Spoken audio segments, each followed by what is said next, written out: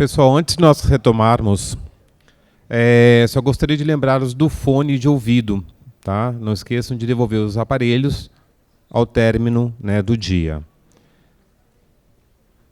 Bom, daremos início à mesa temática Construindo uma Cultura de Humanização em Saúde. Para a mediação, chamamos ao palco o Sr. Wellington Nogueira, palhaço, ator, formador e empreendedor social. Em 1991, fundou Doutores da Alegria, organização pioneira em inserir palhaços profissionais em hospitais. Valeu, boa tarde. Não, gente, eu vi a devastação feita naquele coffee break. Podemos fazer melhor do que isso. Vamos fingir que não aconteceu e começar de novo. Boa tarde. Boa tarde. Agora sim, sentir firmeza. Muito obrigado pela presença de todos vocês. Eu quero agradecer ao SESC esta oportunidade incrível de, numa cidade como São Paulo, a gente ter o luxo e a oportunidade de parar algumas horas para conversar, ouvir e refletir a respeito e trocar ideias. Isso é o máximo. Que bom que a gente está fazendo isso.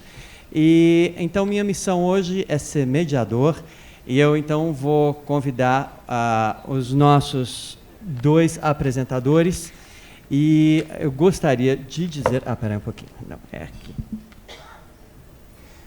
Cada um deles vai se apresentar, e ao final teremos 15 minutos de perguntas e respostas.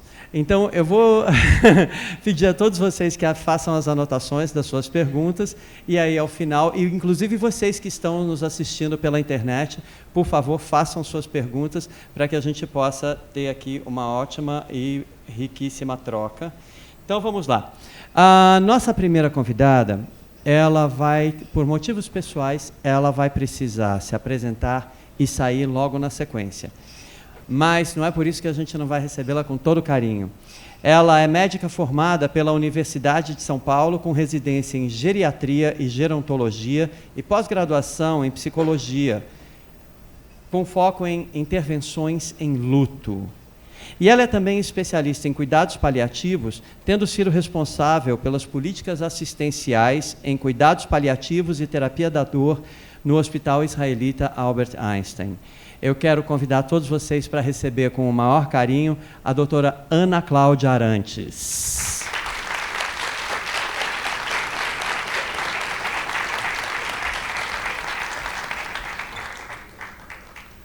Muito obrigada pela tua presença, Ana. Tem aqui um microfone para você, certo? E muito obrigado por estar aqui hoje. Muito obrigada pela presença, pelo convite. Por favor, fique à vontade.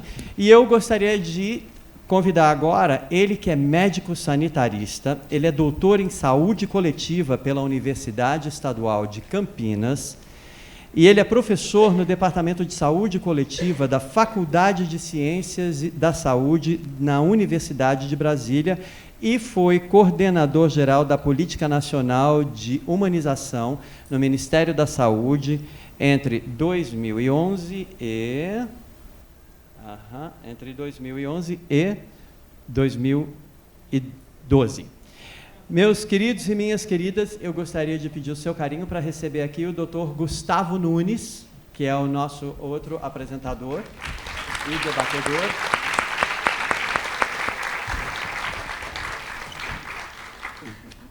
Muito obrigado, Gustavo. Olha, está aqui o seu microfone. Muito obrigado pela sua presença. Boa tarde, hoje. pessoal.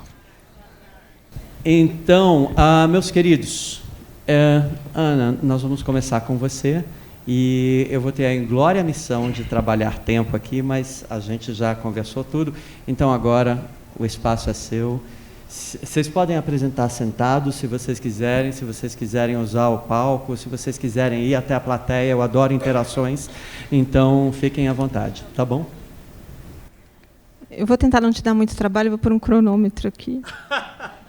Assim a gente fica menos estressado. Bom, eu tinha me programado para conversar com vocês. Acho que eu vou ficar em pé por causa da luz aqui. Eu tinha me programado para conversar com vocês de um outro caminho para chegar onde a gente tem que chegar hoje, né, para falar de humanização. Mas aí a vida trouxe uma outra proposta para a última semana, e eu penso que foi um pouco milagroso tudo que eu tive de experiência nessa última semana. Eu vou sair mais cedo hoje, porque eu vou encarar uma missa de 7º dia hoje. A minha mãe morreu no dia 19 de março, no sábado passado. Ela era uma senhora muito corajosa, muito batalhadora. Era uma pessoa muito doce, mas, ao mesmo tempo, muito rígida, com ela mesma, às vezes com os outros também, com os filhos, né? Comigo sempre foi muito exigente. E, ao longo dos últimos meses, ela encarou uma doença muito difícil, talvez, na minha opinião, como médica, a doença mais cruel que existe, que não é câncer, por incrível que pareça. Uma doença neurológica que é muito conhecida como esclerose lateral amiotrófica. Uma doença neurológica de perdas progressivas e que tem uma característica bastante cruel de preservar a cognição da pessoa. A pessoa permanece consciente e lúcida o tempo inteiro, enquanto vai perdendo suas funções, as suas capacidades de autocuidado. E, ao longo dos últimos meses, ela foi desenvolvendo essa doença num passo até que relativamente acelerado, até que, nas últimas semanas, as coisas se complicaram bastante. E eu tive a oportunidade de estar com ela vivenciando isso quase todos os dias. E aí, quando a gente fala de humanização, eu trabalho com cuidado paliativo. Acho que muita gente deve, né, acaba vendo pelos vídeos, YouTube, entrevistas e tudo mais. Eu estou uma figura um pouco comum agora, nesse meio, né, quando se fala de cuidado paliativo, de cuidados e assistência ao paciente em final de vida. E esse é meu dia a dia, meu trabalho como geriatra, como paliativista, né? Eu falo que eu trabalho com as mortes à la carte, eu não trabalho com mortes em massa, eu trabalho uma de cada vez, com assistência multidimensional para as pessoas que estão no final da vida, com doenças graves, incuráveis, progressivas, e que a medicina não tem o que oferecer para modificar o curso natural das doenças que essas pessoas têm. E a gente oferece esse trabalho, esse cuidado, de uma maneira profissional, tecnicamente qualificada. Não é só ter bom coração, segurar na mão, como todo mundo pensa que é, né? Você tem que ter formação, uma formação quase que é como fazer uma faculdade de novo, porque, de fato, na faculdade, nenhum profissional de saúde aprende nada sobre morte.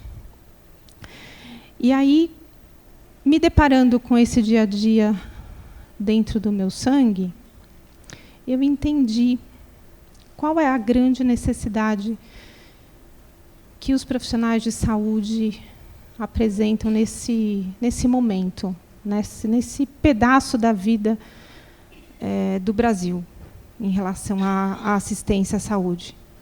O profissional de saúde precisa se dar conta, precisa tomar consciência de que ele precisa ser um profissional de saúde. Nós somos profissionais de doença. A gente vive, respira, pratica doença. A gente transmite doença pela nossa fala, pelo nosso olhar viciado, pelas nossas atitudes viciadas. A gente se compromete, muitas vezes, em trazer o mal para as pessoas à nossa volta. Não porque a gente seja do mal, a gente é do bem. Todo mundo quer fazer o bem. Mas, nessa ânsia de fazer o bem, acaba ficando tão nublada a coisa que você tem que achar uma doença no paciente, você tem que curar a doença do paciente, você tem que fazer ele tomar remédio, você tem que fazer ele fazer exame, você tem que obrigar uma família a fazer os cuidados do jeito que você acha que tem que ser cuidado, você tem que obrigar os seus funcionários a fazerem determinados procedimentos segundo protocolos intermináveis de grandes instituições de qualidade, cheios de regras e protocolos. E a pessoa que está sendo cuidada é só um osso do ofício.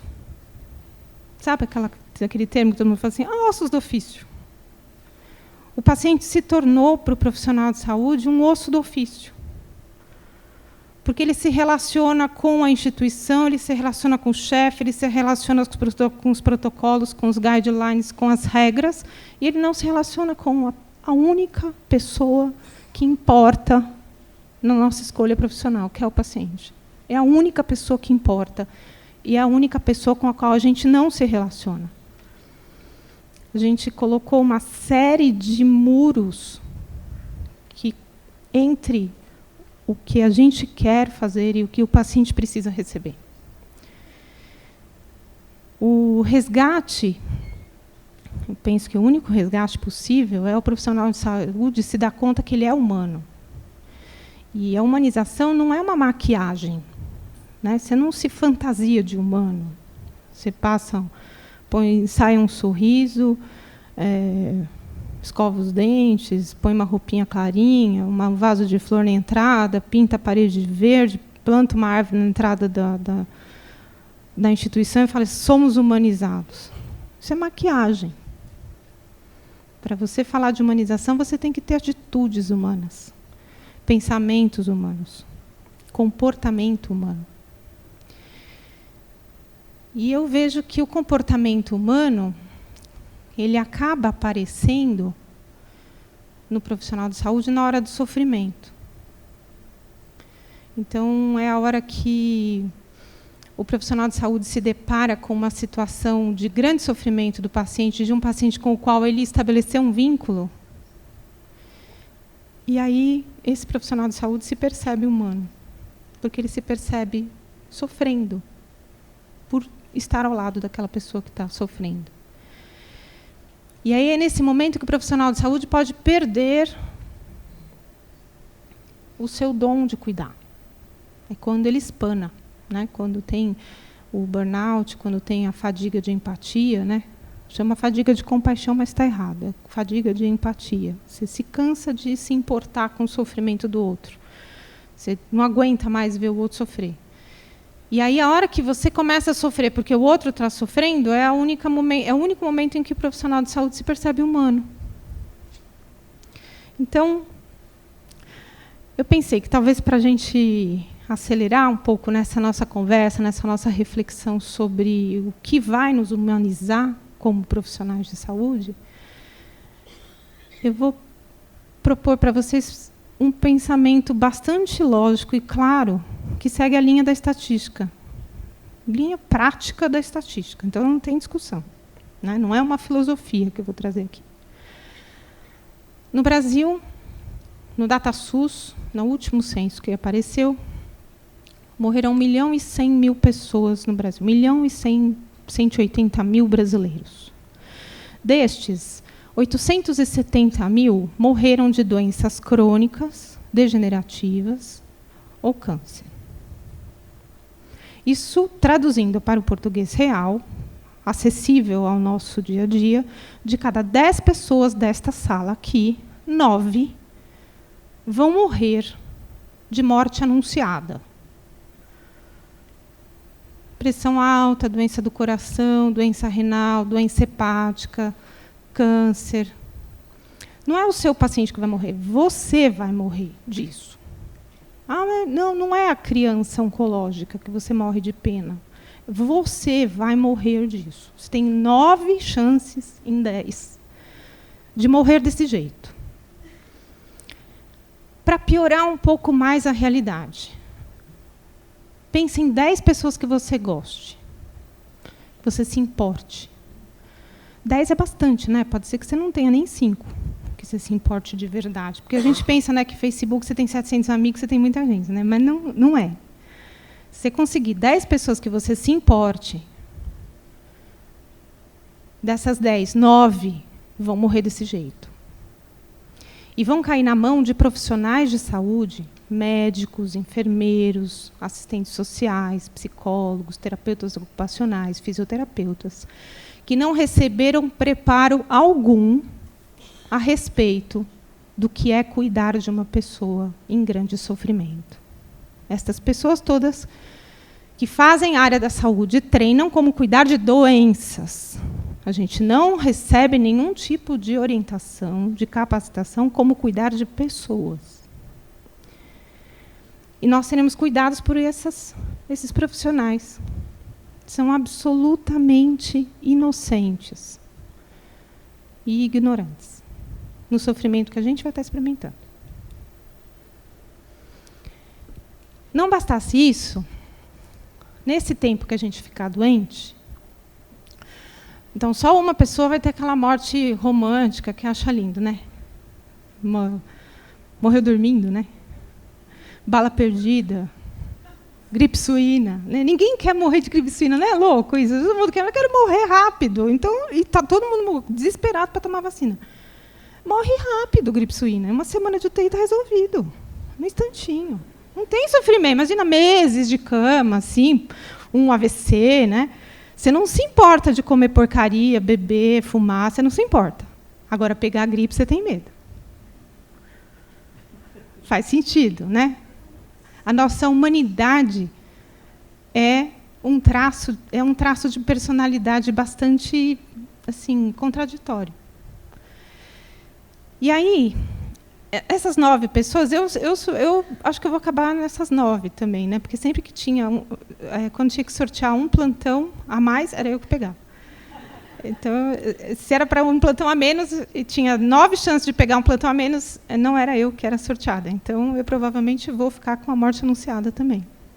O que vai acontecer com a gente na morte anunciada? Se não for um câncer de pâncreas, que a gente morre em 3 meses, a gente vai demorar, em média, de 2 a 4 anos em estado de alta dependência. 2 a 4 anos que a gente vai precisar de ajuda para tomar banho, que a gente vai precisar de ajuda para abotoar a calça, para pôr a meia. 2 a 4 anos que a gente vai ter que usar fralda. E aí a gente vai usar fralda e a gente vai conhecer uma simpática técnica de enfermagem, uma adorável enfermeira, que quando a gente chamar e dizer que quer ir no banheiro, ela vai dizer, pode fazer na fralda, doutora Ana. Você está de fralda, querida. E vai estar meu genro, assim, do meu lado, fazendo visita no hospital, e ela vai dizer para eu fazer cocô na frente dele. Porque, vocês sabem, né, os humanos fazem cocô na frente um dos outros.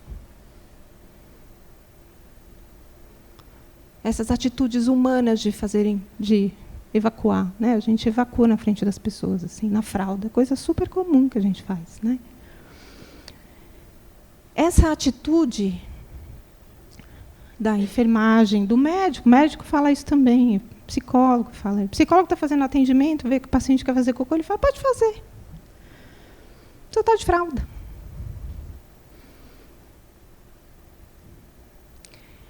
É isso que nos aguarda. A gente vai ter que se deparar com uma situação muito difícil, para a qual a gente não se preparou para enfrentar, mas que vai acontecer. A gente se prepara para tudo na vida, menos para a coisa que vai acontecer.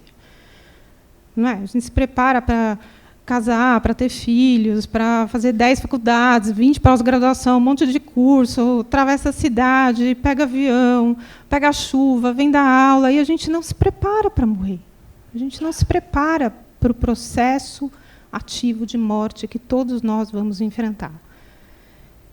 Nesses 2 a 4 anos, onde a gente vai experimentar o que é a fragilidade, o que é a vulnerabilidade, a gente vai ter uma chance ímpar de ensinar os profissionais de saúde que vão cuidar da gente. Porque a pessoa que mais ensina um profissional de saúde a ser humano é o seu paciente. Então, vocês que estão na prática, não precisa gastar fortunas em cursos de humanização. Conversa com alguém que está doente, que está acamado, que está dependente, e você vai ter aula de pós-graduação em humanização. A gente tem uma disponibilidade de mestres que nenhum outro profissional tem na vida inteira. O profissional de saúde é um ser privilegiado, que não tem a menor noção do privilégio que tem todos os dias. esse privilégio não é reconhecido nem pelo profissional de saúde, muito menos pelos pares, né? Porque quando eu falo assim, quando as pessoas perguntam do meu trabalho, eu digo assim, nossa, que difícil. Nossa, como deve ser difícil o seu trabalho, né? Ou então as pessoas falam assim, nossa, que lindo que é o seu trabalho. Ninguém chegou para mim até hoje e falou assim, nossa, que legal, Ana Cláudia, que você é médica, você trabalha com saúde. A sua vida deve ser muito boa, porque é seu dia a dia trabalhar com saúde. Que coisa incrível se você, né, os enfermeiros, os fisioterapeutas que trabalham com movimento, os psicólogos que trabalham com saúde mental. Que gente incrível quer ser profissional de saúde. Não. As pessoas olham para a gente com pena, né? Você não tem essa impressão quando você fala que você trabalha no hospital, né? As pessoas olham e falam assim, não, coitado, você dá plantão? Que difícil. Nós somos uns coitados perante a sociedade. Por que a gente é um coitado perante a sociedade? Porque a gente se comporta como uns coitados. Se comporta assim.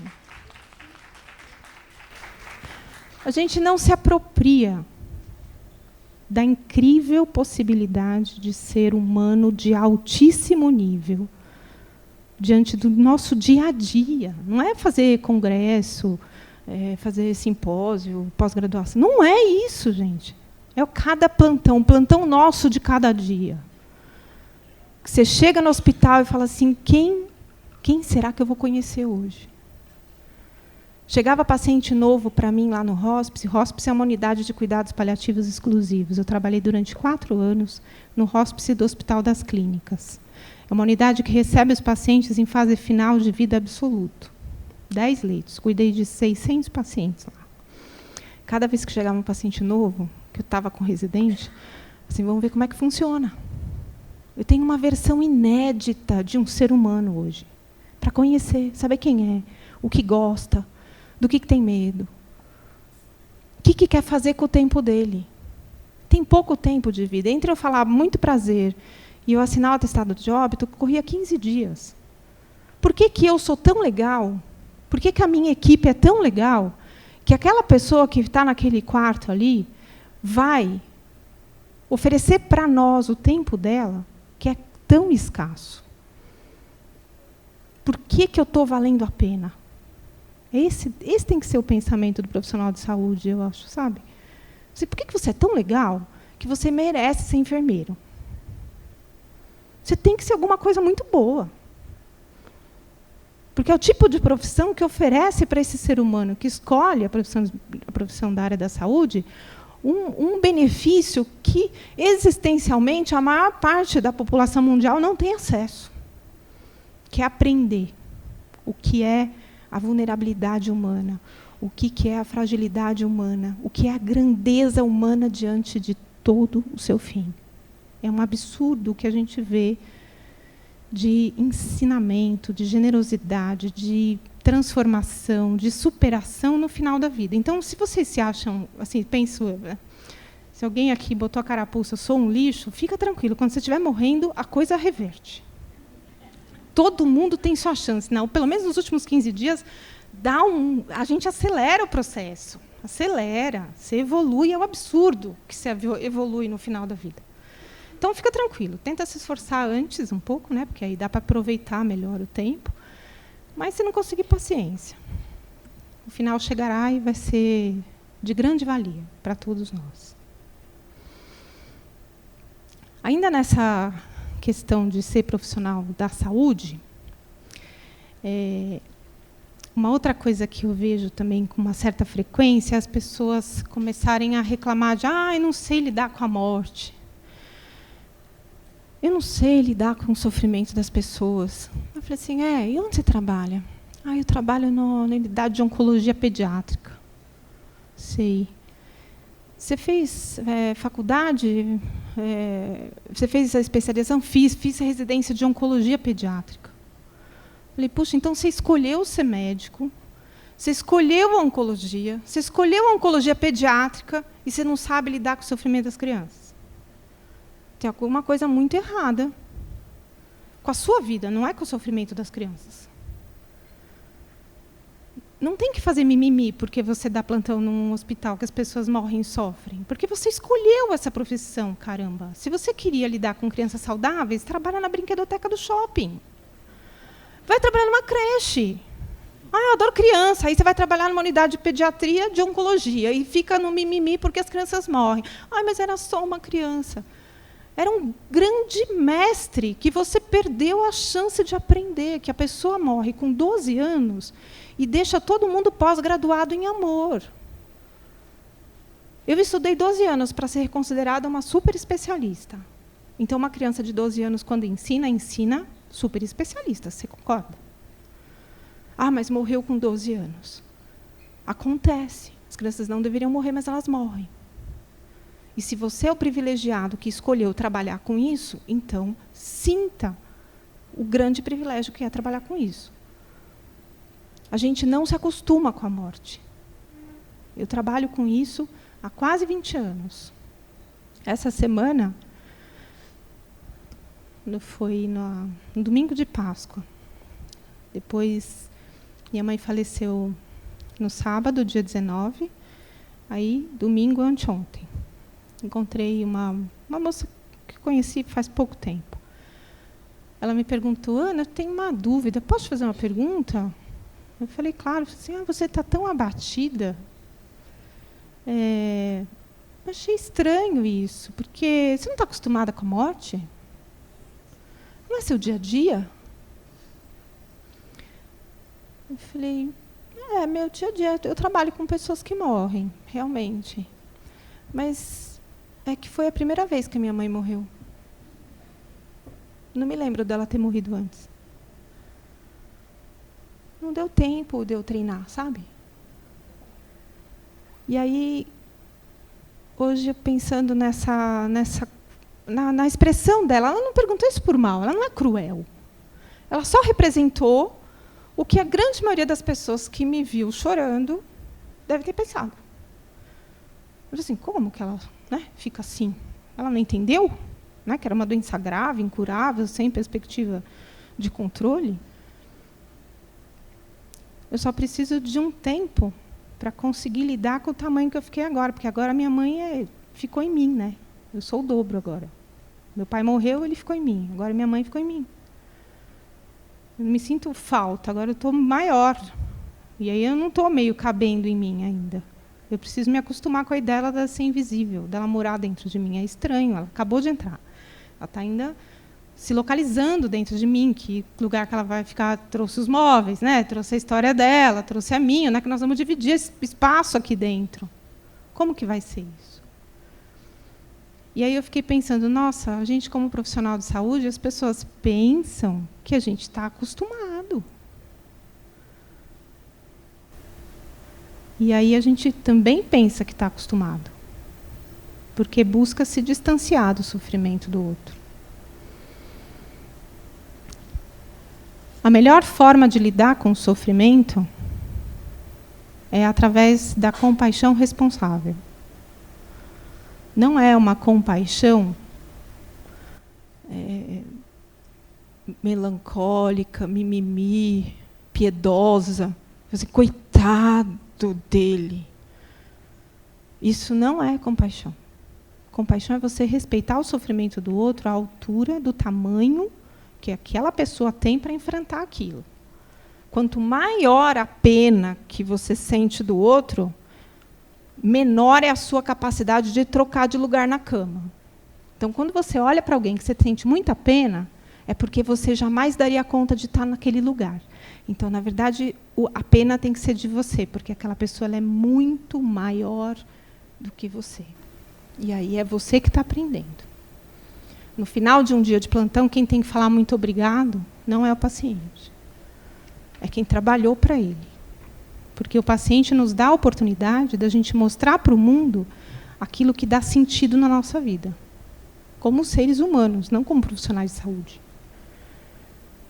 Então, eu vejo que o processo visceral de humanização precisa se dar a partir desse movimento, do profissional de saúde se conscientizar que ele passa pelo mundo humano até que ele não exista mais. E aí não dá para disfarçar sendo profissional de saúde. Nós somos privilegiados por trabalharmos com pessoas que sofrem, que estão doentes, que estão morrendo. Porque é neste momento que o ser humano se dá conta da sua humanidade. E aí é que ele ensina. Quem estiver por perto, que aproveite para aprender. Acho que estou no meu tempo. Era isso que eu tinha para falar. Muito obrigada.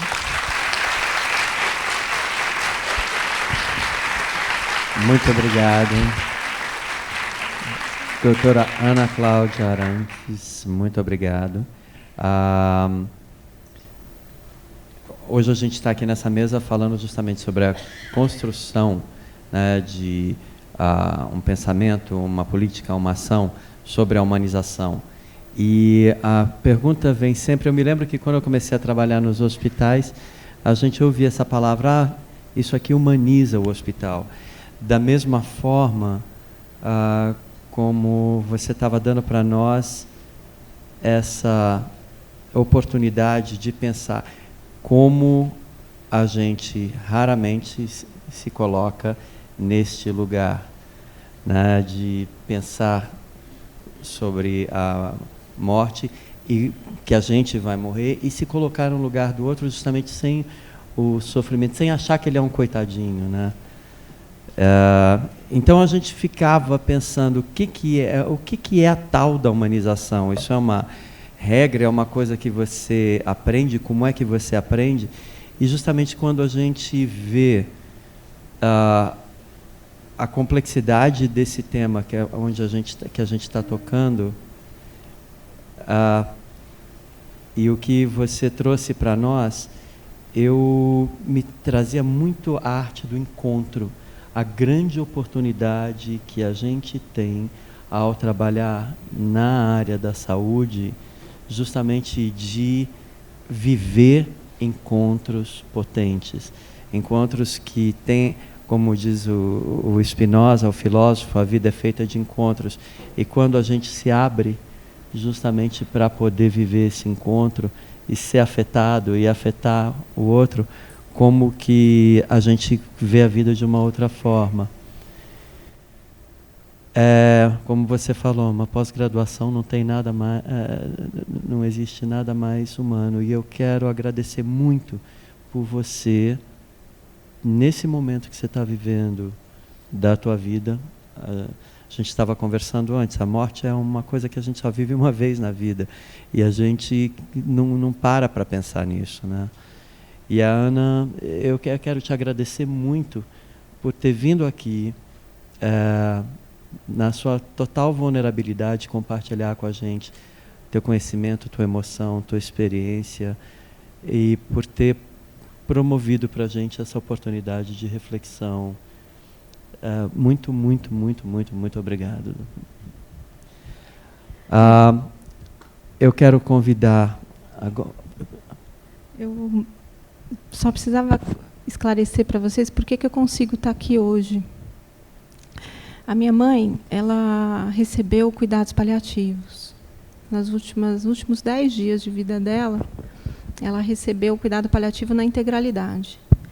E como agora eu já estou vivendo no momento que eu achei que eu não ia estar viva para presenciar, onde tem médicos formados em residência médica de cuidado paliativo, da qual eu fiz parte, então eu formei 2 médicos que cuidaram da minha mãe.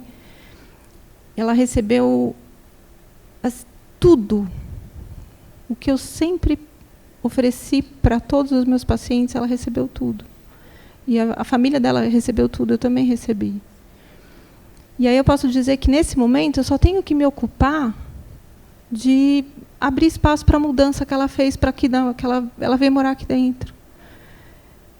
Não tem culpa, não tem medo, não tem e se eu tivesse feito, não tenho e poderia, não tenho e deveria. Não teve nada diante do cuidado que ela recebeu que eu pudesse manchar o que eu estou vivendo agora.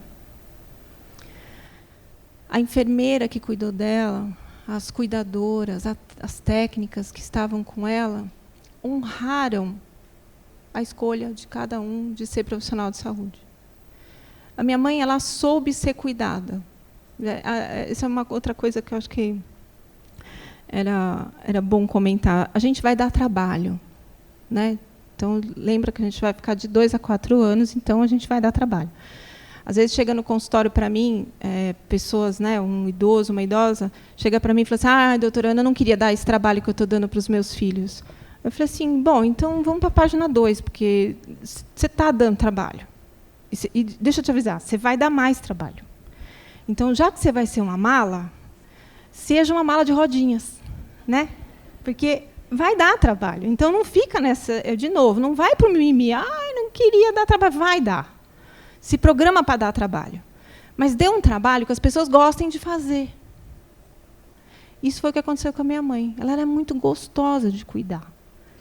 As pessoas iam dar banho nela, arrumar ela na cadeira, tal. Chegava, qualquer um que chegasse com o rosto perto do rosto dela, ela dava um beijo.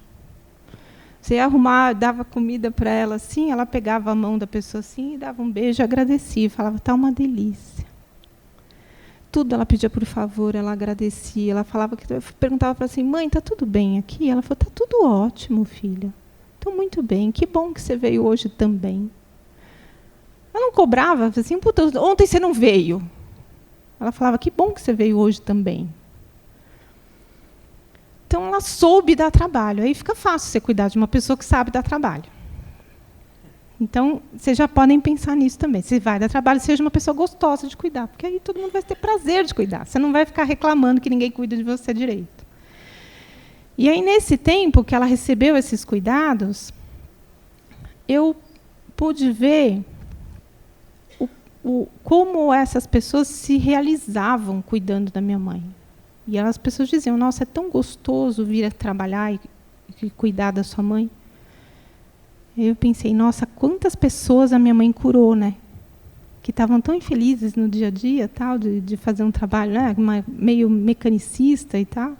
E, de repente, você pega uma velhinha que está no final da vida, que traz sentido para a sua vida, na sua escolha profissional, né?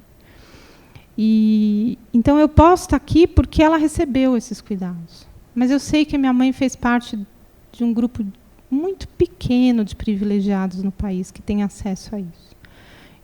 Então, eu espero que a gente consiga mudar um pouco essa história para que todo mundo tenha acesso. E aí, no velório dela, o médico foi no velório.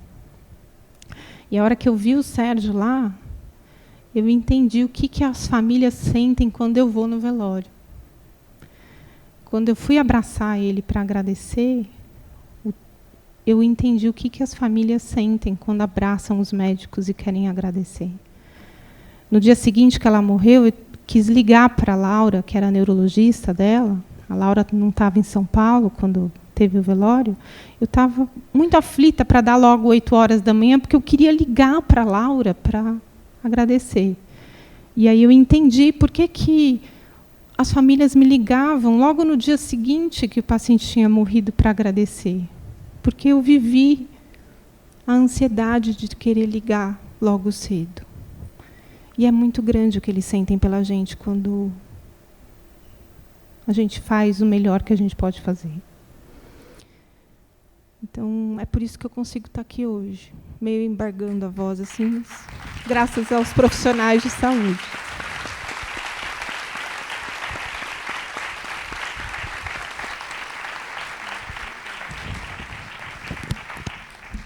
E agora eu vou, tá? Obrigada.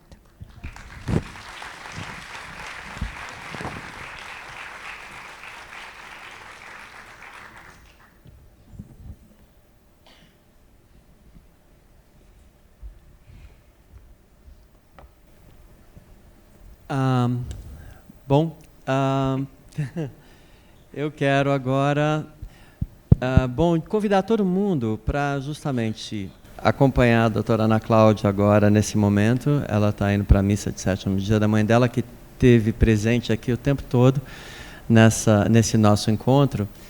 E também porque uma das coisas que eu aprendi nesses anos todos foi que quando você conta histórias a respeito das pessoas que morreram é quando você as traz e elas de volta e elas estão aqui junto com você, vivas, e a gente celebra a vida que a gente viveu juntos.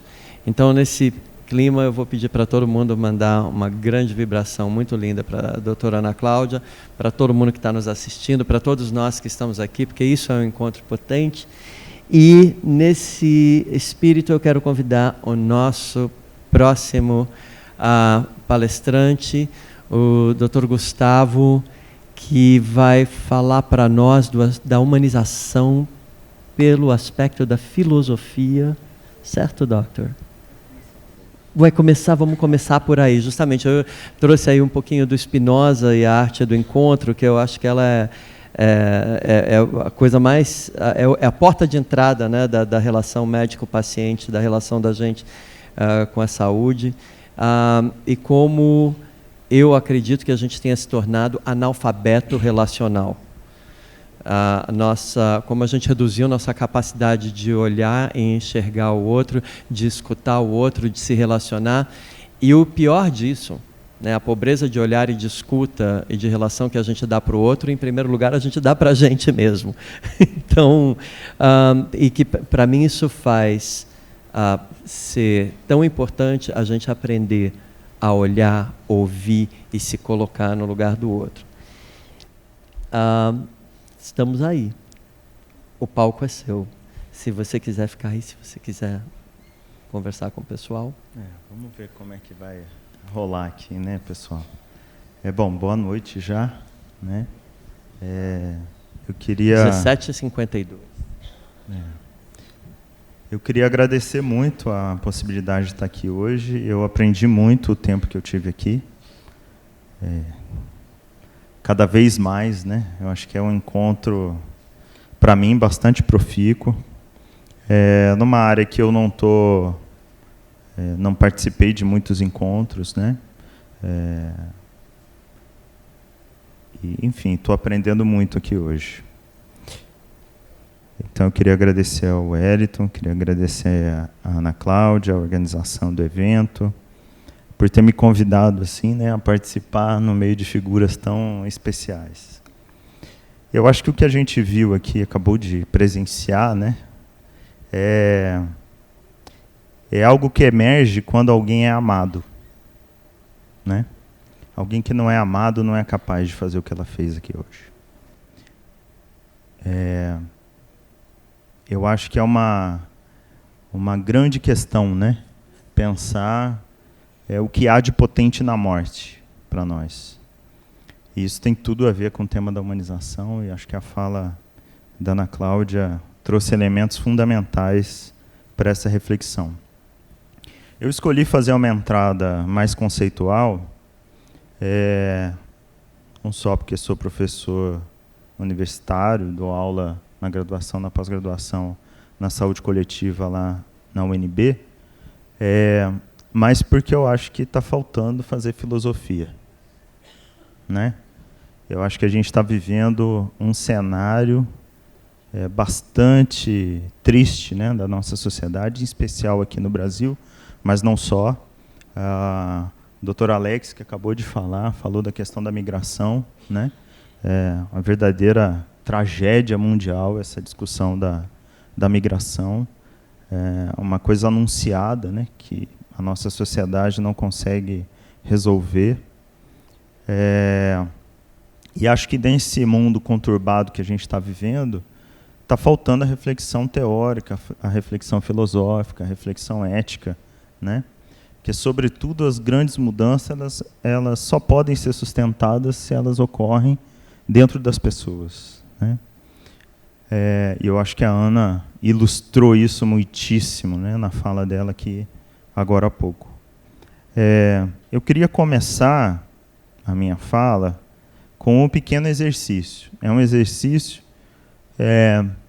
quase um conto, né, mas é um exercício que eu proponho aos meus alunos, que em algum momento da nossa trajetória, né, conjunta, que as pessoas permanecem, né, quando elas começam a fazer graduação, mesmo elas mudando de curso, elas permanecem um tempo com a gente, né? Eu escolhi ser professor exatamente por isso, porque eu posso conviver com pessoas de passagem, né? E isso eu acho muito interessante. Não só acompanhar a formação e contribuir com a formação de alguém, mas entender essa passagem, né? O que é a universidade, o que é isso que a gente entende no senso comum como uma qualificação profissional, né? E que alguns desses alunos fazem uma opção consciente e voluntária por um pedaço, né, da vida acadêmica, que é a produção de conhecimento. Então, quando eles começam a se interessar, não só por uma coisa curricular, né, mas eu sinto que eles fazem um movimento de que essa questão da produção de conhecimento para si e para o mundo, né, começa a tomar um valor diferenciado, então eu proponho esse exercício. E eu queria propor para vocês. O título é: E se você usasse uma outra régua para medir o mundo? Então, é um textinho curto, eu vou ler aqui, para não me perder na narrativa, né? Então, imagine que você nasceu em um grupo de seres que compreende a si como um ser sempre conectado a outros. Se você fosse uma célula do fígado de alguém, você seria esse alguém, propriamente, ou se autodenominaria uma célula do fígado. Imagine que o conceito de corpo para você, nessa peculiar tribo em que nasceu, não existe em termos de individualidade, mas como uma entidade coletiva. O corpo, seu corpo, é constituído pela sua tribo inteira, seus antepassados, as suas tradições, todos os seres que nela habitam e convivem. Imagine que o seu corpo é, portanto, transcorporal, transgênero e meta-específico. Significa dizer que você concebe seu corpo como complexo, um composto de toda a característica humana expressa nos seres semelhantes a você, em todas as espécies da natureza. Ao ver uma onça caçando, procurando potencializar a sua existência, você, ao contrário de nós, não vê algo de inumano nesse ato. Você vê na onça algo em comum que expressa e a conecta ao homem espécie. Para você, o humano é se entender como ser que procura potencializar a vida, a própria vida, a natureza. Ser inumano não significa ser animal, mas um ser que vai contra o seu instinto de vida. Isso inverteria tudo. Tudo que nós daqui deste mundo, ocidental, civilizado, acreditamos ser humano, seria para essa tribo algo da ordem do inumano. Nessa tribo, quando amo alguém, amo a mim na expressão mais ampla e completa possível. Ao me reproduzir, não estaria gerando alguém que possuo. Eu estaria crescendo o meu corpo e me expandindo na natureza, e assim expandindo a própria vida. Não haveria o menor sentido nas palavras indivíduo, homem, mulher, filho, outro, ou mesmo eu. Não haveria morte, pois eu estaria, como o meu Criador, em toda a natureza. Jamais me sentiria preterido. A evidência do outro é a minha própria. Não há medo, não há soberania, não há razão para o acúmulo de coisas. O conflito seria exclusivamente interno. Entendo-me comigo mesmo e a harmonia universal se estabeleceria imediatamente. Esse é o poder do conceito de ontologia, que a gente, então, discute quando alguém quer começar a fazer pesquisa. Aquilo que nos dá as bases gerais para parametrizar nossas interpretações do mundo. O ser em si das coisas. O pensamento, a razão, e uma das formas de compreendermos a régua que passamos para medir o mundo. E mais do que isso, a forma viável dos seres humanos se livrarem das paixões que os prendem às formas menos elegantes de entenderem o mundo. Esse é um conto inspirado na filosofia de Spinoza. Olha que coincidência. Filósofo monista que entendia a Deus como a própria natureza, perfeita e bela em si, e nós como seres completos, complexos, compostos de outros seres mais simples e parte de seres ainda mais complexos que nós. Para Spinoza, nossa única busca do humano não se expressa na forma de cogito ou de vontade. A questão do livre-arbítrio, para o Spinoza, é uma falsa questão. O ser é definido como algo, em essência, que se esforça por persistir em ser, o que ele chama de conatos. A razão não serve à vontade, segundo Spinoza. A razão, assim como a justiça, seria para Spinoza a expressão de um nível elevado de conhecimento, ao alcance de todos os seres. A razão seria a única e mais pura conexão com a natureza necessária do universo, o que Spinoza chama de Deus. Não somente a partir da ciência e do método, como diria o Descartes, o que poderia nos proporcionar apenas um segundo gênero de conhecimento, segundo Spinoza. O conhecimento de terceiro gênero, aquele conhecimento base para a constituição de uma sociedade de homens justos, seria possível a nós, seres humanos, através da ética. A compreensão das relações entre nós e os outros, entre o nosso corpo e os outros corpos na natureza. Na compreensão da dinâmica das afecções e dos afetos, como citou Wellington aqui. Compreendendo o que nos acontece sem a mediação do lugar do juízo pressuposto. O bem e o mal arbitrados pelo soberano, mas de uma posição imanente à natureza. Se o ser em nós se esforça para persistir em ser, tudo aquilo que nos acontece, a afecção, que aumenta a nossa potência de existir, se traduz em alegria, um afeto, e todos os derivados desse afeto. Tudo aquilo que nos acontece que diminui a nossa potência de existir, se constitui em um encontro triste e os seus derivados. As consequências desse pensamento permitiriam conceber um bem comum pautado em uma ideia de potência comum de existir. Na sociedade de homens justos, teríamos um exercício da ética capaz de transmutar com frequência afetos de tristeza em alegria, de forma coletiva e cooperativa, sem a mediação do juízo ou da ordem dos soberanos. A ordem natural da vida, denominada por Spinoza como necessária, reconhece nossa divindade, nossa perfeição, como atributos da natureza.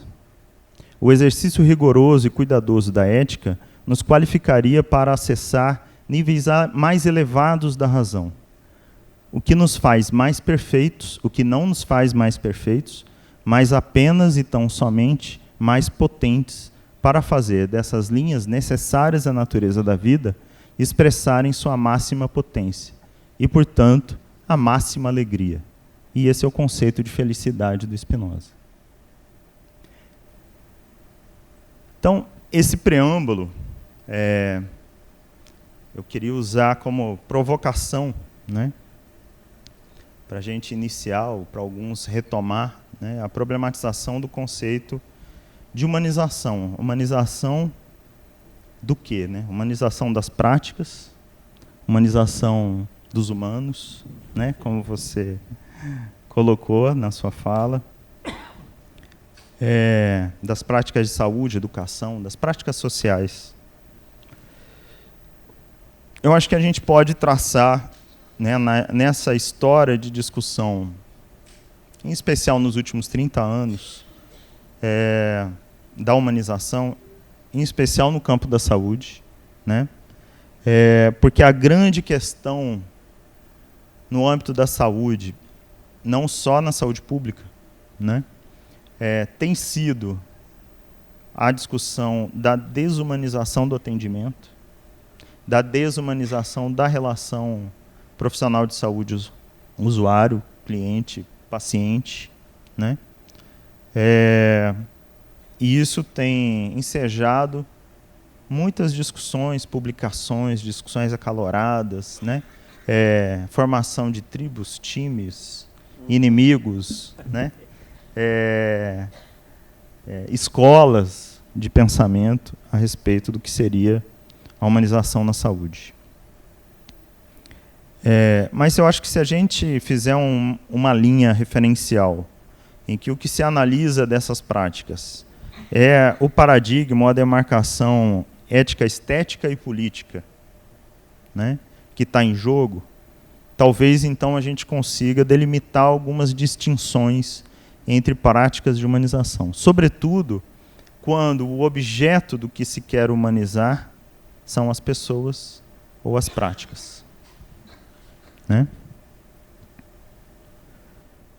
Então, existem dois grandes ramos da discussão da humanização. Aqueles que querem humanizar pelas práticas as pessoas e aqueles que querem humanizar as práticas das pessoas. E quais seriam, né, as distinções entre uma coisa e a outra? Eu acho que, para isso, a questão da régua, né, a régua que a gente usa para medir o mundo, pode nos ajudar nessa problematização. Né? Se a gente parte do pressuposto que o humano é algo que deriva daquela ideia de homem com H maiúsculo, né? O homem conceito, o homem do humanismo, o homem que tem, sobretudo, uma referência ocidental, né? Eurocêntrica. Né? Nós temos aí um padrão, não só que delimita o que é uma atitude humana, mas uma sociedade humana. Né? Uma sociedade pautada em regras transcendentes, em que a ordem deve ser estabelecida em contraposição a algo que seria o contrário disso, o caos e a selvageria. Parte, então, do pressuposto que os homens não são solidários por natureza, que os homens não são amorosos por natureza, e que o ser humano é um ser que tende à autodestruição. E, portanto, as regras sociais, as regras jurídicas, as regras morais estabeleceriam, então, esse contorno. O problema não é isso. O problema não é pensar assim. O problema é estabelecer como padrão determinada forma de vida humana, que tem data, que tem posição política, que tem posição étnica, posição cultural, delimitada na nossa história. Isso seria a ideia de medir o mundo a partir de uma determinada regra, ou de uma determinada régua. Né? O problema das práticas que focam a humanização dos seres humanos a partir de suas atitudes é que elas quase invariavelmente partem de um padrão ético e moral do humano pré-concebido. Não há nenhum problema com os padrões. Né? Nós vivemos numa sociedade extremamente desigual, extremamente sectária, extremamente antissolidária, autoritária. Eu não estou falando só do nosso país, né? Estou falando de toda a nossa sociedade humana. Em termos de criar condições mínimas de dignidade, né? Quando a gente cria, então, um padrão para dizer o que é extrema pobreza, para dizer o que é uma situação de vulnerabilidade, para determinar e afirmar uma situação de desigualdade, né? Isso é importantíssimo que se estabeleça. Mas tem um efeito espelho disso, né? Que é definir quais são as formas de vida legítimas, os modos de andar a vida razoáveis e quais aqueles que não devem ser alimentados, nutridos, né? Sustentados pela nossa sociedade.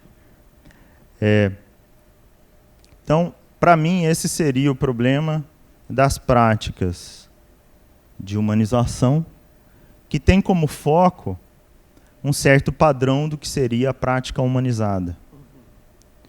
E aplicam esse padrão a quase todas as situações. Que em determinados momentos históricos, em determinadas situações limite, ajudam, criam condições de dignidade, de solidariedade. Mas se elas forem o sustentáculo da relação social, elas se tornam necessariamente práticas piedosas, como disse Ana Cláudia. Necessariamente é uma prática que se constitui, desse ponto de vista, como uma prática em que o potente, o capaz, está do lado de quem humaniza e nunca do lado de quem é humanizado. Portanto, já se estabelece um problema ético, porque quem acredita e sustenta essas práticas, sustenta, do ponto de vista filosófico, ético, alimenta uma categorização do humano de classe A e de classe B. Né? Humanos que merecem ser ajudados e humanos que têm a missão de ajudar. Bom, acho que o professor Alex trouxe muitos exemplos do que isso pode ter como consequência histórica, né, para as sociedades. Bom, uma outra referência paradigmática seria, então, trabalhar a ideia de humanização tendo como referência as relações, tendo como referência as práticas. Então, fugindo daquela ideia do homem com H maiúsculo e indo para uma ideia do homem com H minúsculo. Um homem qualquer, né? E não só dotado de uma denominação que tem um certo sexismo e uma posição de gênero, né? Mas um ser com características humanas. Daí se pode, inclusive, extrapolar, né? A partir daquele exercício, que a gente pode encontrar características humanas em outros seres. Inclusive em seres que não são propriamente vivos, né? Mas que têm uma existência. A economia, por exemplo, tem uma existência. O mercado, né? Inclusive alguns chamam de senhor mercado. Ele tem uma existência enquanto ser. Né? O que seria humanizar as práticas desses seres? Bom, para a gente pensar dessa forma, ou entrar um pouco por esse caminho,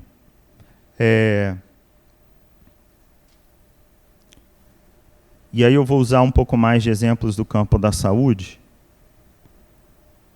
a gente teria que pensar, então, quais são as práticas que estão em jogo no campo da saúde. Né?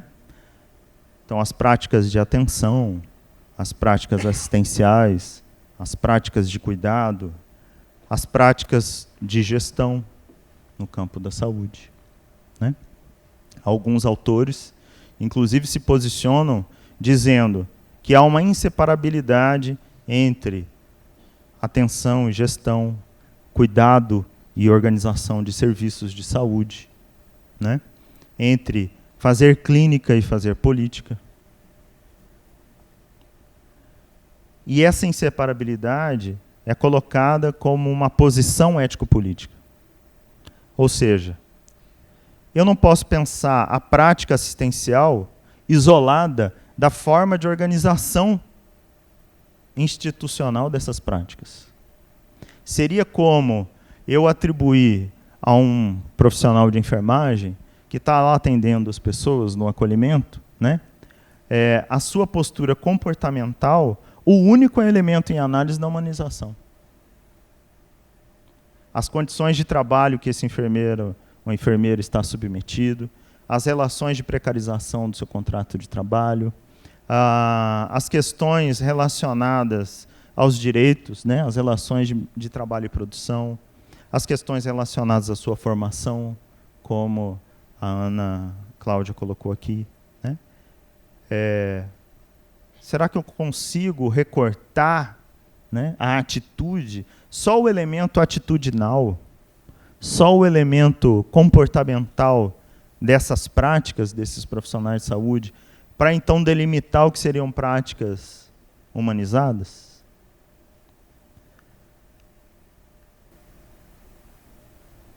A meu ver, quando a gente está falando de práticas, humanização das práticas de atenção e gestão, das práticas de cuidado, eu preciso posicionar essas práticas no contexto social. Quem cuida? Quem tem autorização para cuidar?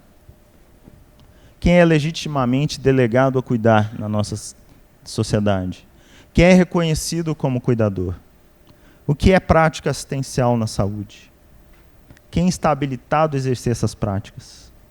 Por que e quais os interesses corporativos sustentam essas reservas, né, de práticas? Não são todos que precisam de cuidados?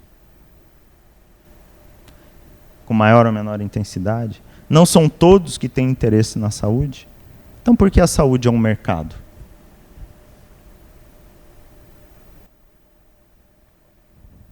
Ou um negócio. Ou um negócio, né? Então, a meu ver, se a gente está falando de humanização das práticas sociais de saúde, nós estamos falando também do cerne que constitui as nossas relações sociais. E para eu ser coerente com essa referência que eu chamei no começo da minha fala de paradigmática, né?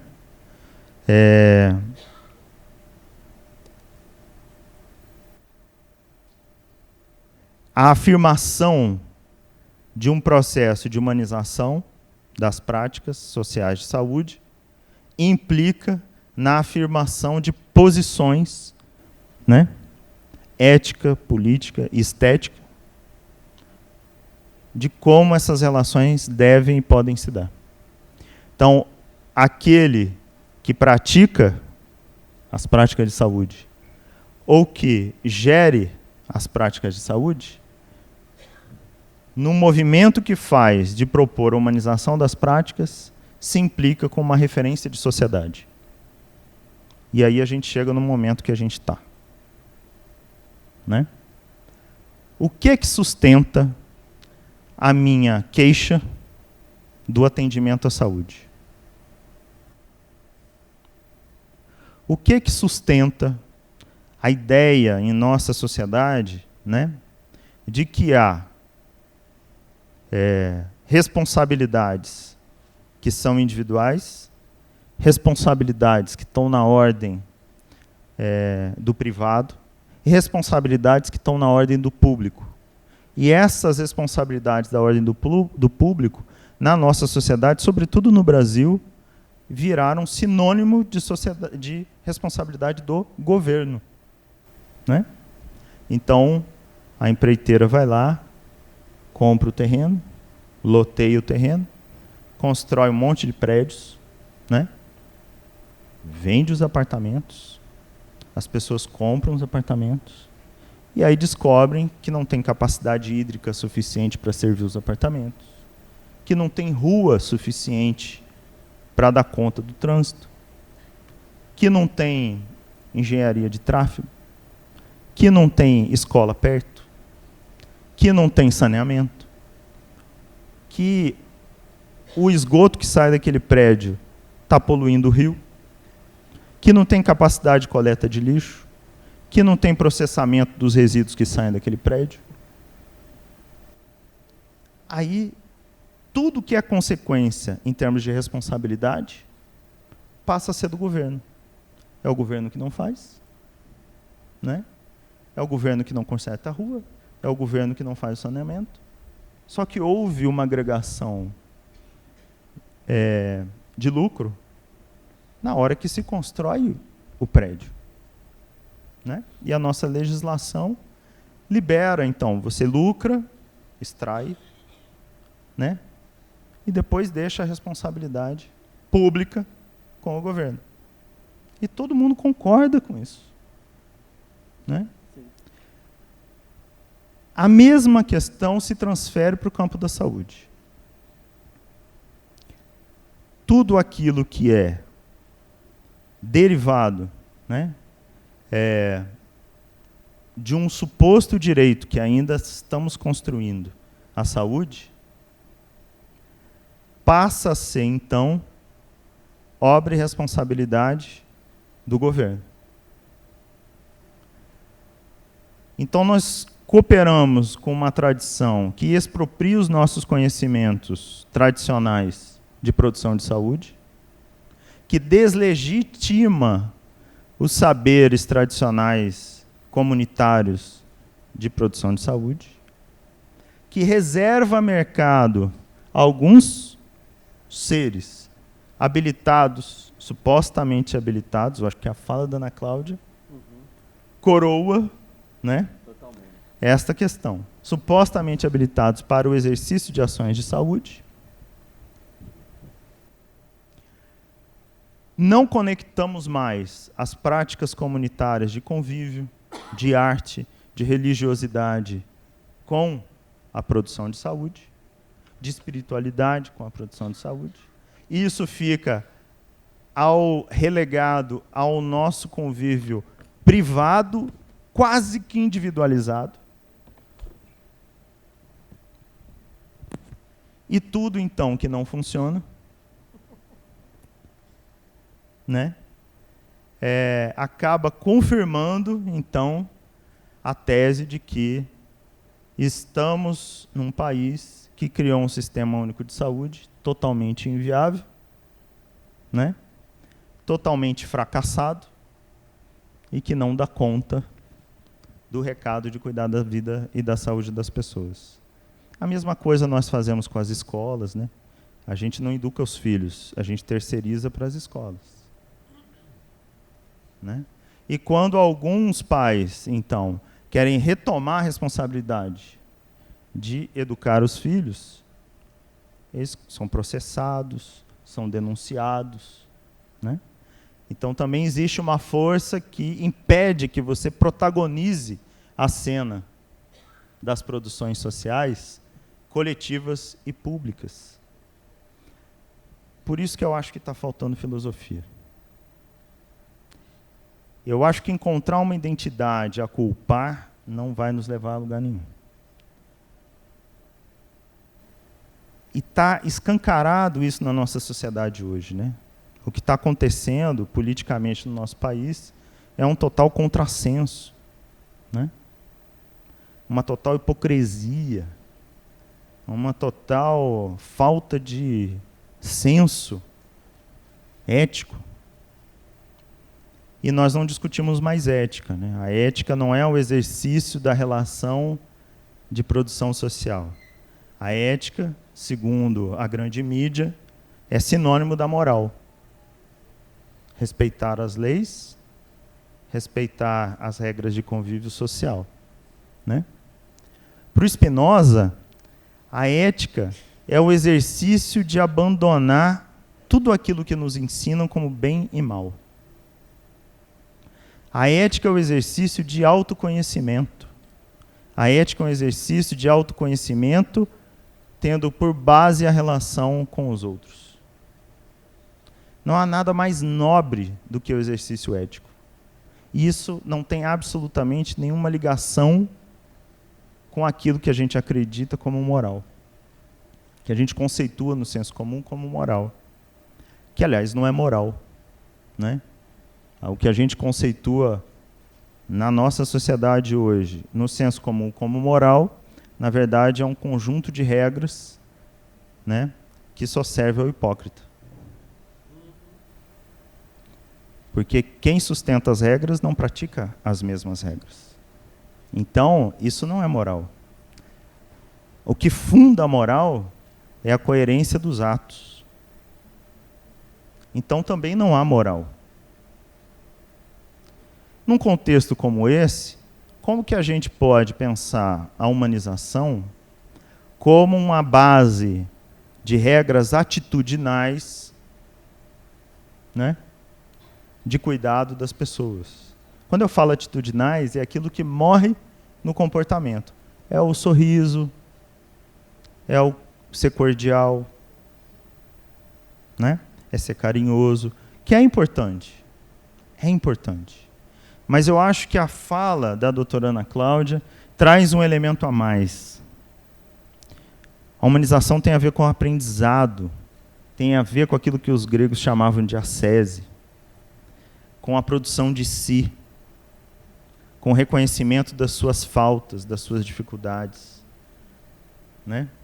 Com um crescimento na relação com o outro, com um aprender no convívio social. A humanização é isso, né? Então, se a gente pensar a humanização sobre essas vertentes, aí eu tenho a minha posição, né? Eu compreendo a humanização como inseparável da discussão, no Brasil pelo menos, na área de saúde, da discussão da democracia. Não é possível cobrar de um trabalhador de saúde que ele seja humanizado e tenha atos humanizados, enquanto, como a própria professora e doutora Cláudia colocou, este profissional de saúde, desde as suas mais tenras origens, foi treinado no autoritarismo. Foi formatado em relações autoritárias. Por que nos surpreende tanto quando alguém consegue expressar um amor de alto grau, como ela fez aqui hoje? Né? Por que não é a maioria de nós que consegue fazer isso? Porque nós fomos constituídos no autoritarismo, não só o autoritarismo político institucionalizado, mas o autoritarismo, o fascismo no cotidiano das nossas vidas, né? As relações sociais entre nós são violentas e nos constituem violentos. E nós temos que fazer um esforço enorme para deixar de ser violentos do ponto de vista mais coerente com nós mesmos, né? Aquela ideia que foi colocada na conferência que nos antecedeu aqui, né, de não só fazer um armistício, mas abster as armas das relações, né? Destituir, recorrer a essas possibilidades, né, que, na verdade, só demonstram as nossas impotências. Então, é mais uma provocação. Eu espero que tenha trazido alguns elementos, né, para a gente refletir a respeito do conceito e das práticas de humanização. Eu fui gestor da Política Nacional de Humanização e, para mim, foi de 2011 a 2014, né, coincidiu com um período, né, do governo federal que, infelizmente, perdeu completamente o terreno nesses últimos anos. E a minha grande questão com a equipe que trabalhava diretamente comigo, 70 pessoas espalhadas pelo país todo, era como é que a gente conseguia fazer uma crítica coerente ao que a gente estava produzindo, né?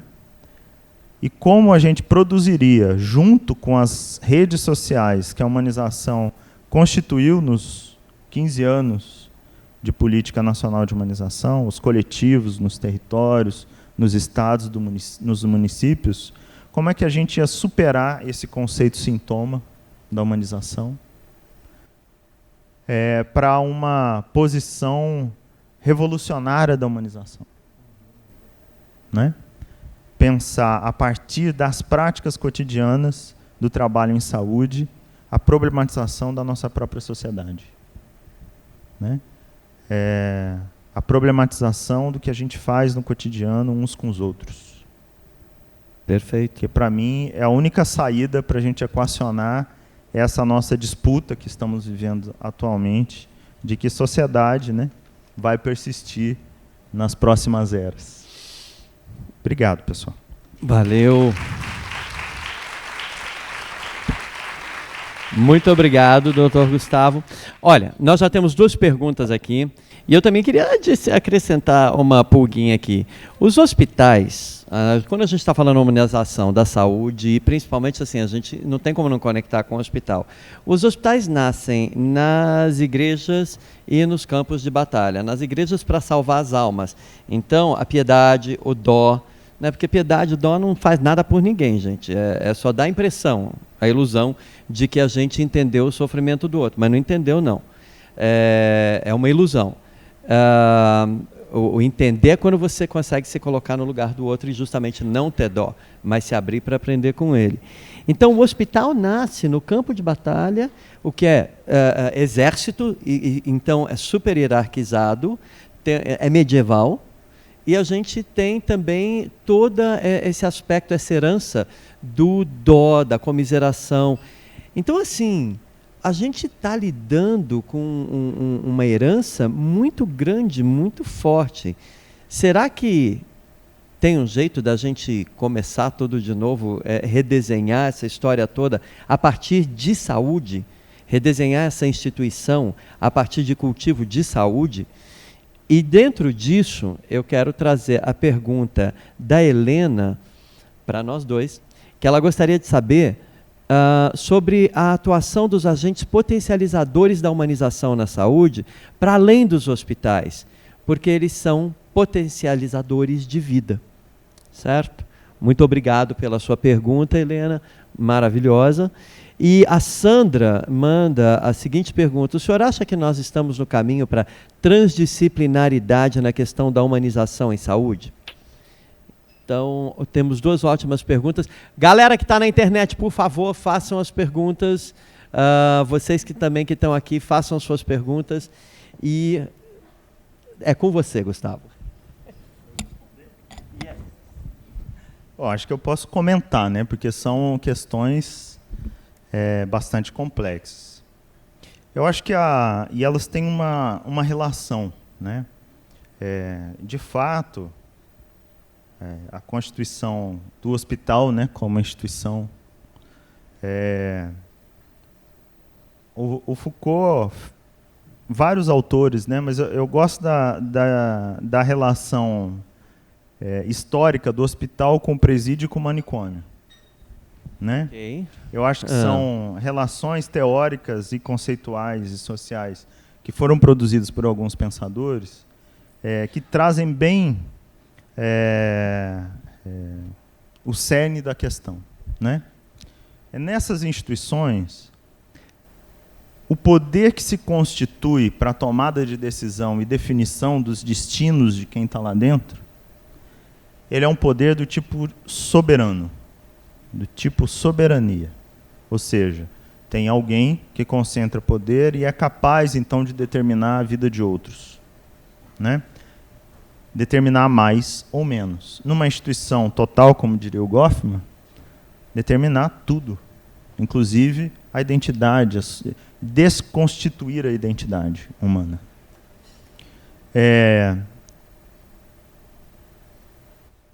Como redesenhar essas instituições? Nós estamos pensando isso há 200 anos.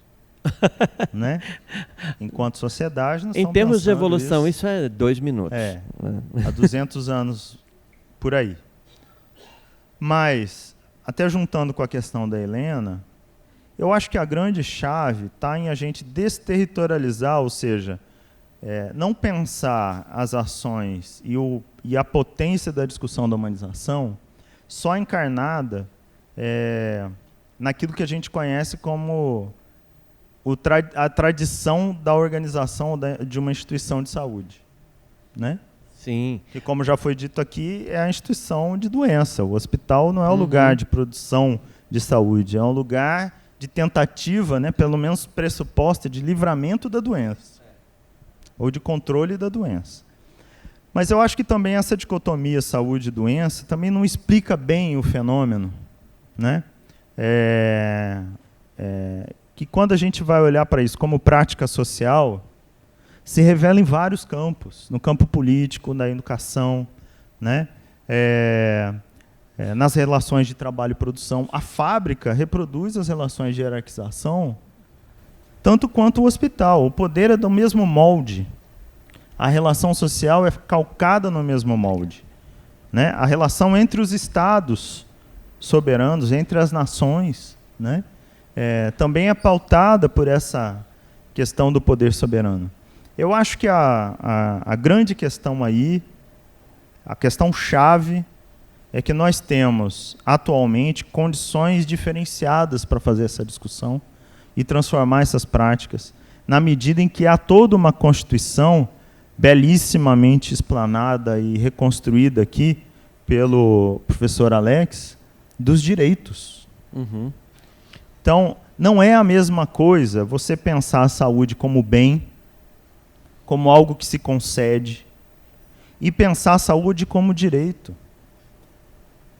Um cidadão que tem direito à saúde, ele jamais será, se visto assim, paciente. Perfeito. Percebe? E ele também tem responsabilidades na construção da saúde. Então a gente teria aí uma referência de um outro grau de prática de saúde, que não é alguém que tem um conhecimento X, né, transferindo ou fazendo consultas ao ignorante para ele, então, se livrar da doença, percebe? Nós estamos numa transição social em que, se a gente fizer um uso estratégico, né, e fazer a reflexão crítica sobre essas questões, a gente tem capacidade constituída na nossa sociedade de modificar essas relações, né? Totalmente. Agora, o que você está trazendo para a gente também faz parte do cultivo de uma consciência, né? Quando a gente está falando da ética, Sim. Esta consciência que a saúde, né, a gente tem o direito e não só também aprende a cultivar, tem que aprender a gente a cultivar isso e gerenciar junto com esse profissional que a gente escolhe. A gente entende o direito que hoje. Chega para a gente. Quando a gente tem um direito, né? Então eu tenho direito a sacar o FGTS.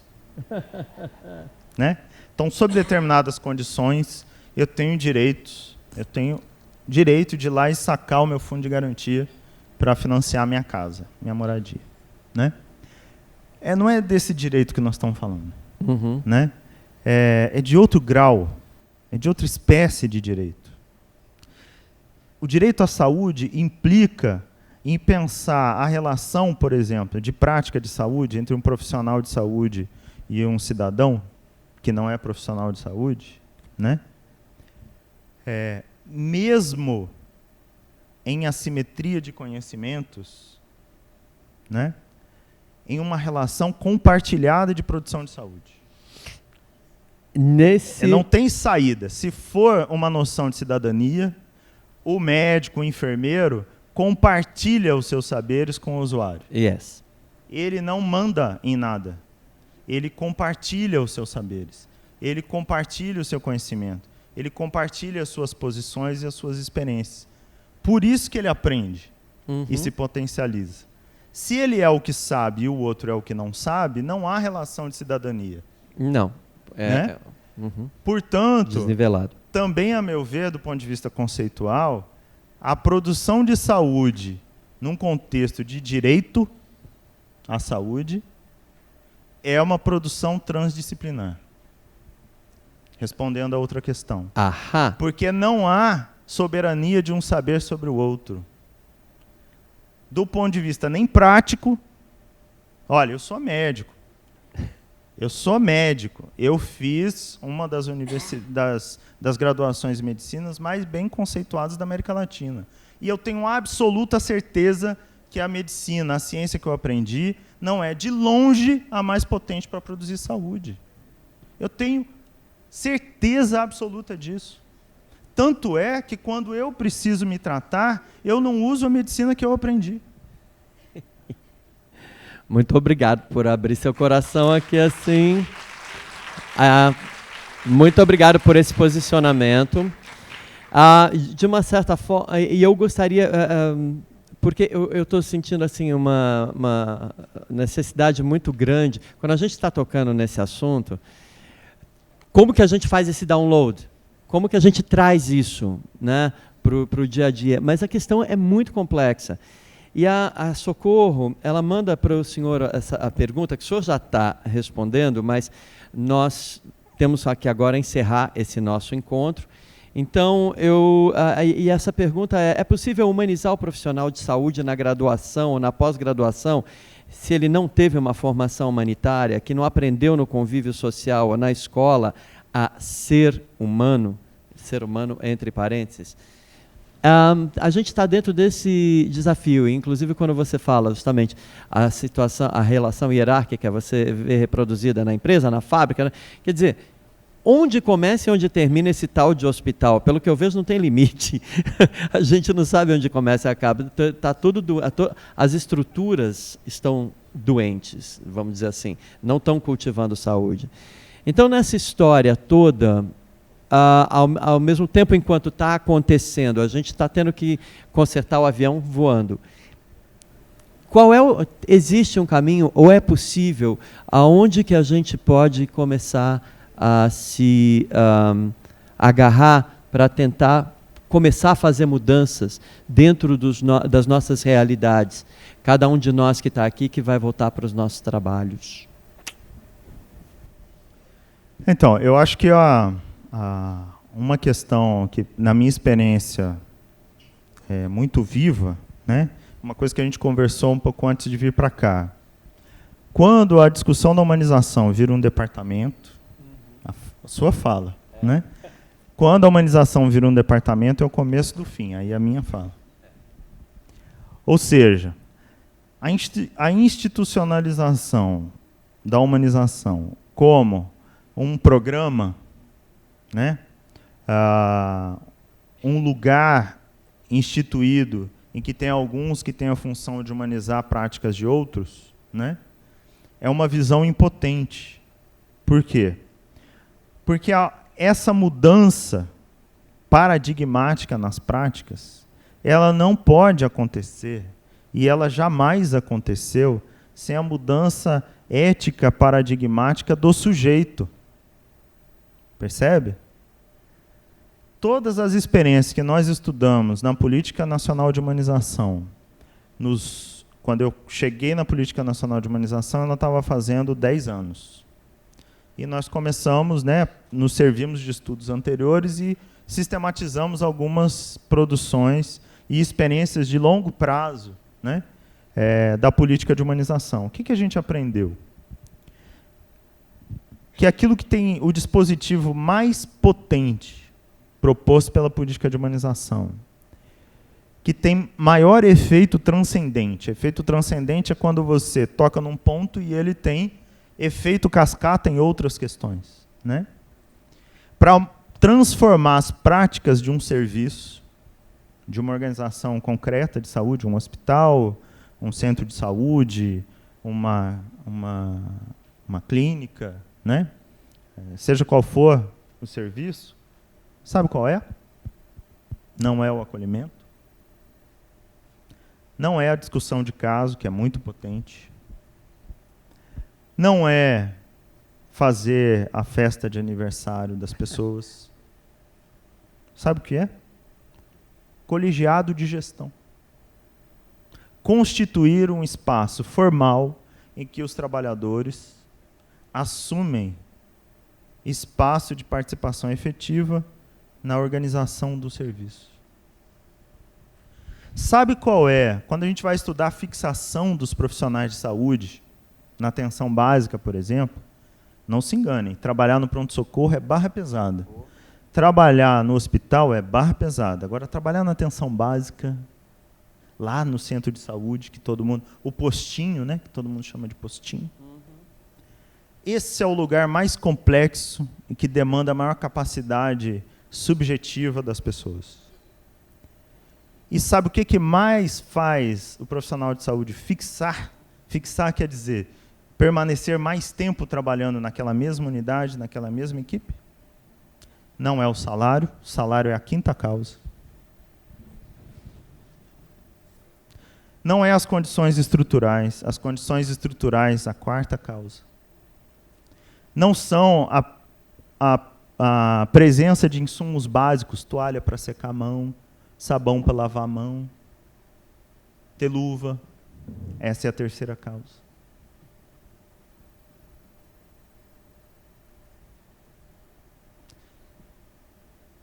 A segunda causa é participar do processo de definição do seu próprio processo de trabalho.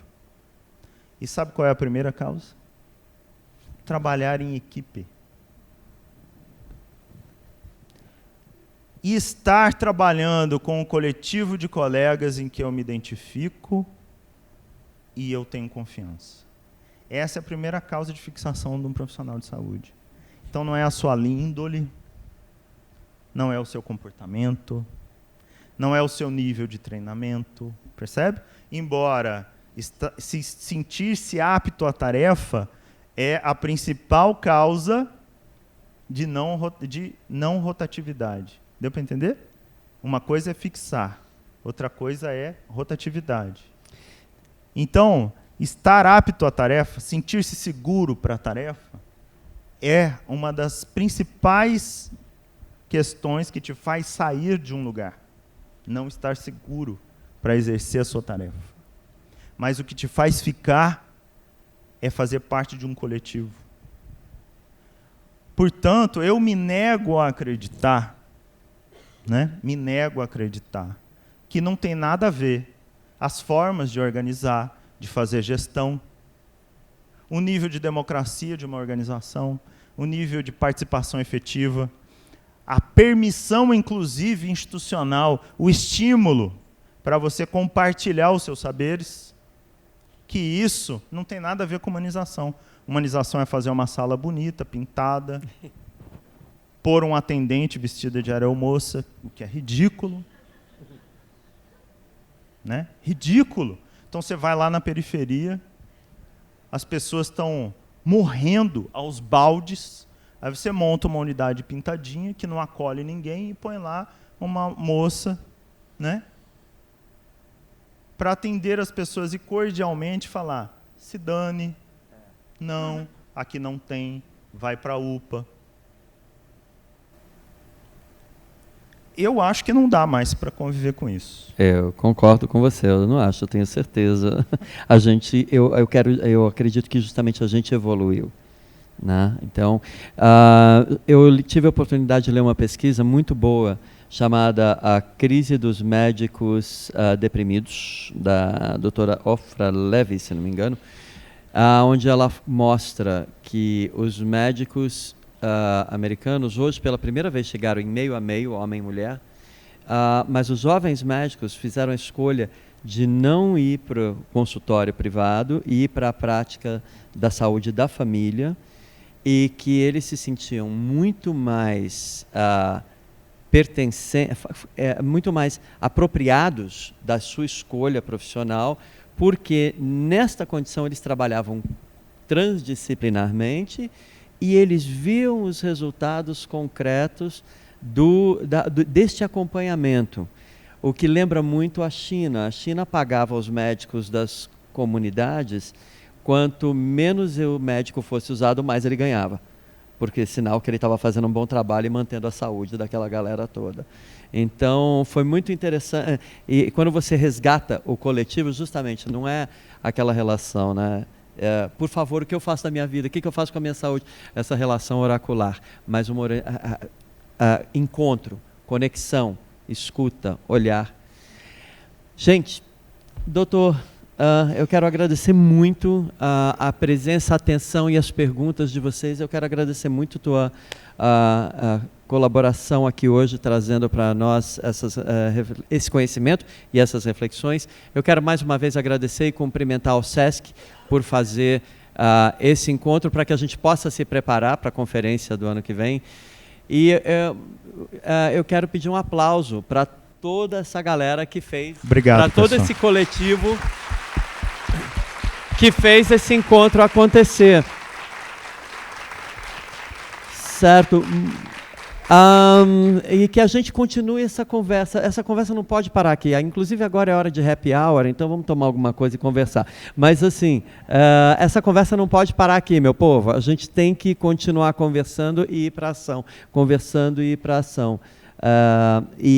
Se eu entendi direito o que você falou, nós estamos numa era de total mudança, ruptura. Então, quer dizer, acho que a gente pode correr o risco também de tentar levar para a nossa prática aquilo que a gente acredita que vai potencializar o encontro com o outro, né? Ou não? É isso mesmo. Eu acho que quando os valores constituídos estão em jogo, né, e tudo parece incoerente e caótico, é a hora que a gente tem a possibilidade de renovação mais alta possível. O que a gente precisa é manter a calma e refletir sobre o que a gente está vivendo. Keep calm e reflita. E a grande questão é como, né? Como é que traz isso para o cotidiano?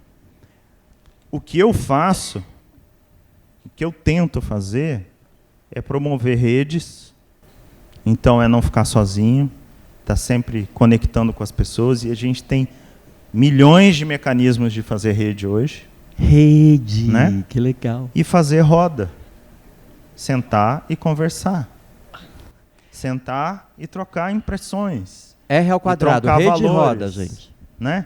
Porque se a gente não tem espaços para refletir, para pensar coletivamente, a gente não sai dessa enrascada. Né? E não aproveita a crise, e aí eu estou falando de outra crise, não aquela que a Globo fala, a crise ética, social que nós estamos vivendo na nossa sociedade humana hoje, né? Para superar essa velha energia da sobrevivência, do medo. As crianças cantaram aqui, o tempo todo eu entendi isso. Né? O medo é a pauta, é a antipauta para uma nova sociedade.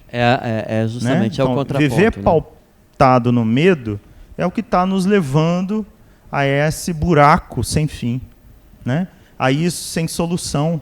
Então, nós precisamos, talvez, nos lançar um pouco mais corajosamente a pensar fora da casinha. Por isso que eu propus um exercício de pensamento no início, que, embora a gente... Quanto mais estranho você achou o que eu propus pensar, mais dentro da casinha você está. Né? Agora, é incrível que tem algumas tribos indígenas brasileiras e latino-americanas que concebem o corpo exatamente como eu li aqui. Exatamente. Né?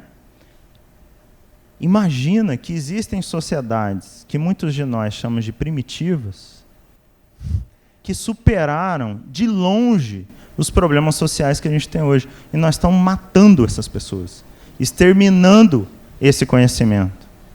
Saca? O lugar que a gente está produzindo para nós mesmos. Enfim, bom, é isso. Doutor, super obrigado. Galera, super obrigado. Internautas, super obrigado. Esse papo continua e a gente se vê a qualquer hora em edição extraordinária. Bem, agradecemos as contribuições a todos e antes do encerramento, gostaríamos de convidar todo mundo para acompanhar a apresentação do Grupo Ôncalo, que estará no térreo desse prédio fazendo uma intervenção e segue depois para o café lá da praça. O Grupo Ôncalo, ele difunde o conceito da Street Band. Nascido na Penha, aqui na Zona Leste, possui um repertório que homenageia o músico brasileiro Tim Maia. O grupo traz de forma irreverente a música instrumental, relembrando os sucessos do artista. Lembramos que amanhã a pré-conferência inicia às 10h30. Mais uma vez, tenham todos uma boa noite e obrigado pela presença.